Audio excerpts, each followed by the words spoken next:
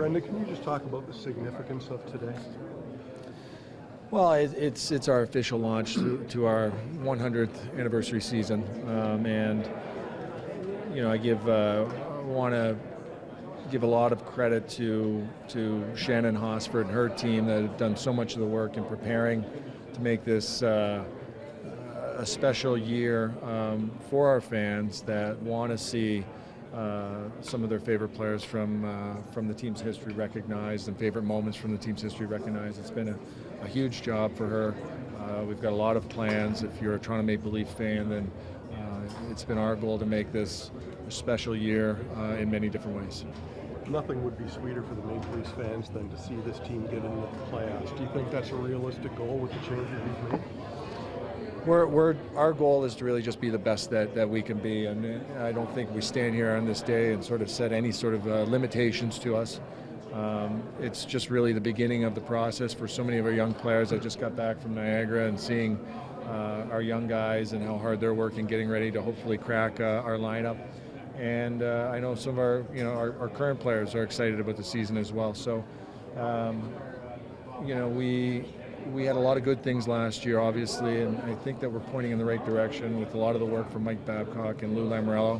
And now it's just a matter of growing together. What will define progress for you this year? Just like I said, I think that what we're looking is to continue to add our own players into the lineup, inject some of our youth that we saw toward the end of last season, and just to be continuing to make forward steps. You and Lou seem to run a real tight ship in terms of your messaging, that sort of thing. Why is that important to you? In what way?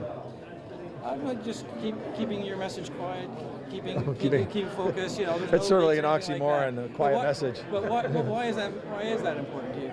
Oh, I think we've been pretty transparent in what we are intending to do, but as far as the day-to-day operation and the plan that you're trying to set forth, I think it's been my style, and certainly always, I've been at this a lot shorter amount of time than Lou, and it's always been Lou's style that the most effective way to go about trying to accomplish some of your plans, because there are 29 other teams trying to interfere with your plans, is to not necessarily announce everything to the world prior to you doing it. So it's not a matter of being proprietary or stingy with information. It's just how we feel it's the most effective way to get work done is to not necessarily be announcing to the world all of our intentions. That being said, I think that we were pretty honest and pretty upfront, pretty clear with our fan base, and I think that really helped us last year. Mike came in and said there was going to be pain, and I think it allowed people to sort of prepare themselves for what lay ahead. Would there be less pain this year? I think, quite honestly, until the day you actually get handed the Stanley Cup, it gets harder and harder. There's, I think, a bit of a misconception in the NHL that the better you get and the closer you get, that things get quieter and easier. And quite frankly, from experience, I'm telling you, it's just the opposite. The only time you can really say there's no pain and today's a good day is the day somebody actually hands you the Stanley Cup because you've earned it. To appreciate where you're going, it's important to respect where you've been. It's great to see Johnny and Ronnie here. How important to have Dave Keon going into Legends Row appropriately in the Centennial year? Dave Keon coming back and having an opportunity for me to speak with him and for him to allow us to embrace him again and Maple Leaf fans to embrace him again is a huge moment for the club. He's excited. I know that the rest of our alumni are excited, and so are our fans. So are we. Will his banner get raised to the roof?